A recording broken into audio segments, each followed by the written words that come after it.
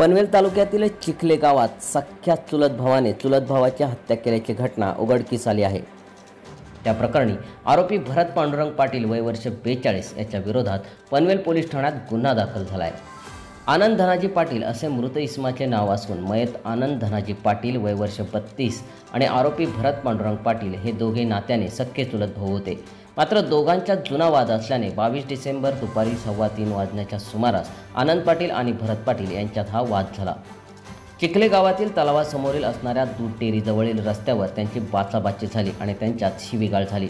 पुढे रागाच्या भरात भरत पाटील यांनी लोखंडी कोयत्याने आनंद पाटील याच्या शरीरावर वार केले। कोयत्याने वार केल्याने आनंद पाटील जखमी झाला आणि त्याचा जागीच मृत्यू झाला।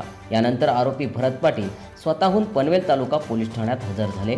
त्याला पोलिसांनी अटक केली असून या प्रकरणाची पनवेल पोलीस अधिक तपासणी करीत आहेत। सम्राट मराठी लाईव्हसाठी देवा पवारसह ब्युरो रिपोर्ट पनवेल।